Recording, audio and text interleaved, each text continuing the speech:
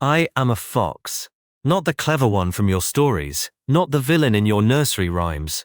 I am not a symbol. I am fur, and hunger, and weather, and the slow hum of breath beneath the frost. My den is the size of honesty, no grander than it needs to be. Come close, but not too close, and I'll tell you how it really is. The first thing that greets me each day is not light but scent. Light lies, scent never does. Before the sun remembers its work, the earth exhales into my nostrils, damp roots, thawing bark, the ghost of last night's fall, the warning musk of the badger passing through. Each molecule has a story. My nose is a library of lives too small for your eyes to read. I stretch before I rise, claws tracing the packed earth floor of my den. It is mine, and yet it's older than me.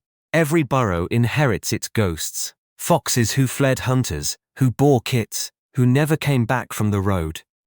Their warmth lingers in the walls. I press my shoulder against them as if to say, thank you for surviving long enough for me to be born. Outside, the forest is a rumor. Mist wraps the trees in old language. I step through it, paws soft, tail raised like a flag of silence. My stomach reminds me what I am, a machine designed to turn motion into meat. You think we run. We don't uncondense, we flow. Each step is a thought, measure, pause, commit. Snow gives us away in winter, but it also tells us secrets, the direction of mice tunnels, the hesitation of rabbits, the arrogance of pheasants, who think wings make them invincible. The trick is rhythm. If I move like wind, the forest forgets me. If I move like hunger, it remembers. I learned this young, from a mother whose eyes were half caution, half affection. She taught me to eat berries when there were no bones, to listen for thunder even when the sky was clear, and to never waste a chance to rest. Rest is the currency of survival. You don't realize how expensive stillness is until you've spent it all. My den is not beautiful. It's practical. A mouth in the earth, an argument against rain. The entrance is narrow, on purpose. I dug it that way with my own paws. Though the foundation came from an older generation. Badgers, maybe, or a fox who lost the war with a snare. Inside, there are tunnels like unspoken thoughts. One leads to a chamber for sleeping. Another to a chamber for kits, though I have none yet. Another opens near a root system, where water drips slow and constant. Clean enough to drink without risk. The walls are lined with fur and feathers, trophies, yes, but also insulation. Every trace of life I take feeds me twice, once in hunger, once in warmth. You call it grim, I call it efficient. Sometimes I lie here and listen to the rain above me. The world turns chaotic, but here, it becomes rhythm. Each drop a small heartbeat against the roof of dirt. In those moments, I understand something even your philosophers forget. Safety is not luxury. It's an interval between searches. Spring smells like apology. The earth admits its mistakes, unfreezes its veins, and sends green back into the world. I hunt softly then, mice, worms, frogs too slow to remember winter is over. The air is full of new voices. Birds rehearsing for eternity. Summer is arrogance. Everything grows louder, brighter, faster.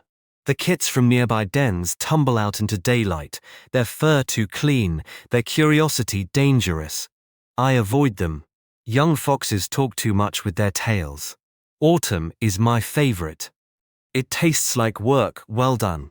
Leaves full, hiding my scent and my steps. The prey fattens up, unaware they are gifts to the cold. The sun leaves earlier, like a friend who owes you money. Winter is the test. Snow swallows sound, hunger sharpens thought. I have known winters that stripped the flesh from foxes without leaving teeth marks. In those months, I become a scholar of scarcity. Every print, every whisper, every ripple of air, a possible chapter in the book of staying alive. Sometimes I see you. You with your noise and your smoke and your endless need to declare ownership over what breathes. I've watched you leave food out for birds, then traps for rats. I've seen your kindness and your cruelty share the same glove. One night I found a chicken coop left unlocked. I could have taken them all, but I took one. That's enough. Balance matters. Yet the farmer saw the blood and swore vengeance.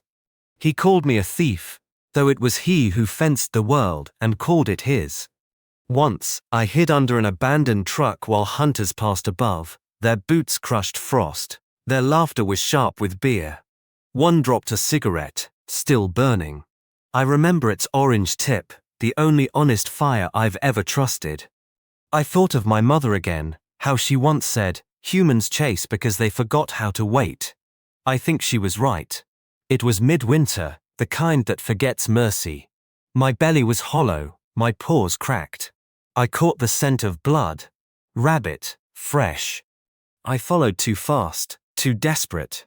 The trap was iron, rusted, baited with false generosity. It did close on my leg. It closed on my tail. Pain screamed, but I stayed silent. To cry is to invite vultures. I twisted, pulled, tore. The fur ripped free, a piece of myself left behind in metal jaws. I limped home, bleeding but alive. That night, I lay in my den and understood something new. Pain is not the opposite of peace. It's a kind of proof. The world hurts what it notices. If you bleeding, you're still part of the story. Sometimes the den hosts guests. A hedgehog once wandered in by accident, rolled into a ball, and refused to move for 2 days. I left it scraps of beetle. When it left, it didn't thank me, but it didn't die either.